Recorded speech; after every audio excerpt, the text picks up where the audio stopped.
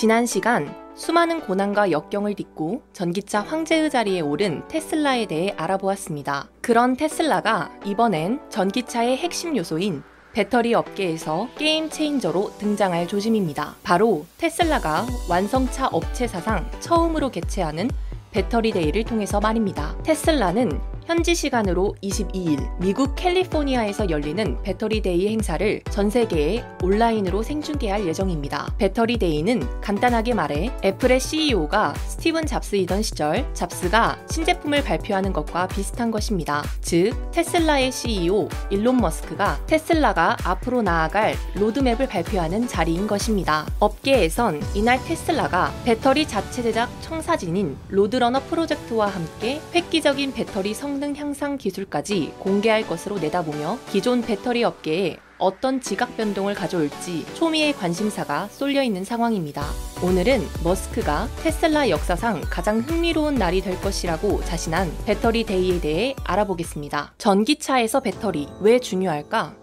배터리 데이의 파급력을 정확하게 이해하기 위해선 배터리의 중요성을 알아야 합니다. 전기차를 만들 때 배터리는 제조 원가의 40%나 차지할 정도로 주요 핵심 부품입니다. 즉, 배터리의 제조 원가를 낮출 수만 있다면 완성품인 전기차의 가격 경쟁력을 높일 수 있다는 것이죠. 또 배터리는 전기차의 주행 가는 거리를 결정짓습니다.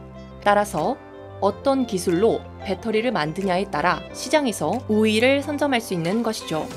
테슬라가 원하는 배터리 종류는 현재 업계에서 나오는 배터리의 종류엔 크게 두 가지가 있습니다. 한국의 LG화학, 삼성 SDI, SK이노베이션을 필두로 한 니켈, 코발트, 망간 배터리와 중국의 CATL을 필두로 한 리튬, 인산, 철 배터리. 현재까지는 세계 시장 점유율에서 NCM이 압도적으로 높은 상황입니다. 하지만 NCM은 치명적인 단점을 가지고 있습니다. 재료에 코발트의 비율이 높다는 것입니다. 코발트는 하얀 석유라고도 불리며 4차 산업혁명의 필수적인 소재입니다. 하지만 지구 지각의 약 0.0025%만 차지할 정도로 그 양이 매우 소량입니다. 따라서 추후 안정적인 공급에 어려움을 겪을 수 있습니다. 또 코발트는 콩고 민주공화국에서 60% 이상 채굴 중인데 콩고 안에서의 내전이나 사회적 이슈로 인한 가격 폭등의 염려도 있습니다.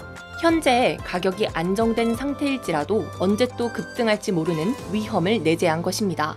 마지막으로 코발트를 채굴하는 과정에서 콩고 아동의 노동을 착취한다는 윤리적인 문제도 가지고 있습니다. 이번엔 LFP 배터리에 대해 알아보겠습니다. LFP 배터리는 NCM 배터리에 들어가는 니켈, 코발트처럼 비싼 소재를 쓰지 않습니다. 따라서 저렴하죠.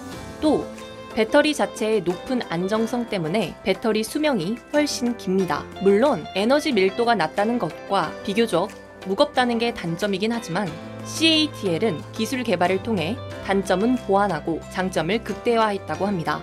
그렇다면 여기서 테슬라가 원하는 배터리 종류는 무엇일까요? 바로 저렴한 가격과 주행 가는 거리 160만 킬로미터가 가능한 LFP 배터리입니다. 배터리 데이에서 어떤 이야기를 할까? 첫째, 로드러너 프로젝트. 앞서 테슬라가 지향하는 배터리 방식은 LFP 배터리라고 말씀드렸습니다. 그럼 단순히 생각했을 때 중국의 CATL의 배터리와 더 많은 양을 계약하겠다고 생각할 수 있죠. 하지만 배터리 데이에서 주목해야 할 점은 테슬라가 배터리 자체 생산에 대해 발표한다는 것입니다. 즉, 더 이상 한국이나 중국 기업의 배터리에 의존하는 것이 아니라 테슬라 스스로 배터리를 만들 거라는 거죠. 이 프로젝트의 이름이 그 유명한 로드러너 프로젝트입니다. 로드러너 프로젝트의 움직임은 이미 오래전부터 지속되어 왔습니다. 특히 작년 자체 생산에 필요한 기술들을 가진 미국의 맥스웰 테크놀로지와 캐나다의 하이버 시스템즈의 인수를 통해 활용 점정을 찍었죠. 둘째, 새로운 형태의 전고체 배터리. 지금까지 언급한 NCM 배터리와 LFP 배터리 모두 리튬이온 배터리의 한 종류입니다. 이러한 리튬이온 배터리는 액체 전해질을 사용하는데요. 액체 전해질은 온도 변화로 인한 배터리 팽창이나 외부 충격에 의한 누액 등 배터리 손상 시 화재나 폭발 등의 위험성을 안고 있습니다. 반면 꿈의 배터리라 불리는 전고체 배터리는 핵심 소재로 고체 전해질을 사용합니다. 따라서 구조적으로 단단하고 만약 전해질이 훼손되더라도 형태를 유지할 수 있기 때문에 안정성이 높습니다. 더구나 폭발이나 화재의 위험이 적기 때문에 기존의 배터리들에서 안정성과 관련됐던 부품들을 줄이고 그 자리에 배터리의 수명을 늘릴 수 있는 물질을 채울 수 있어 일석이조입니다. 셋째, 100만 마일을 갈 수 있는 배터리. 현재 배터리의 수명은 약 10만에서 20만 마일입니다. 그런데 보통 우리가 10년 동안 하나의 자동차를 탔을 때 20만 킬로미터 정도 타면 많이 탔다고 합니다. 그렇다면 테슬라는 왜 굳이 100만 마일을 갈 수 있는 배터리를 원하는 걸까요? 이 의문에 테슬라는 자율주행 시대가 오면 더 많이 이동할 수 있고 나의 테슬라를 공유해 수익을 만들 수 있다 라고 말했습니다.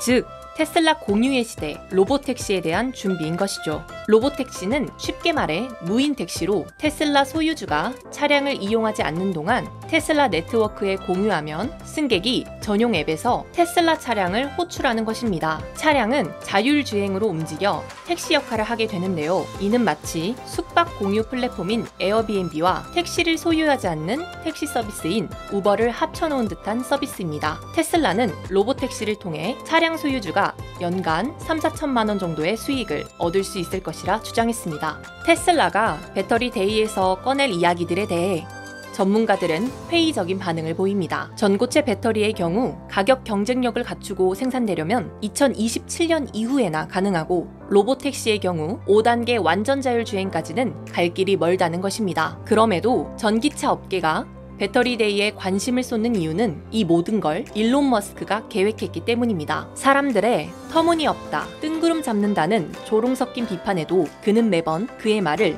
행동으로 보여줬습니다. 급속 충전 시스템인 슈퍼차저 스테이션의 보급이 그랬고 자율주행 시스템의 상용화도 그랬습니다. 그의 또 다른 자회사 중 하나인 스페이스X에서 로켓 부품을 회수해 재활용하는 데 성공하기도 했죠. 일론 머스크의 입에서 나온 얘기들은 밑도 끝도 없는 공상이 아니라 예고였던 셈입니다. 따라서 배터리 데이에 그가 어떤 이야기를 꺼내고 또 그 이야기들을 어떻게 실현해 나갈지가 매우 기대됩니다. 오늘의 영상이 마음에 드셨다면 좋아요와 구독, 알람 설정까지 부탁드려요. 지금까지 세상의 모든 이야기 올라디오의 온라인이었습니다. 오늘 하루도 우리 모두 온라인!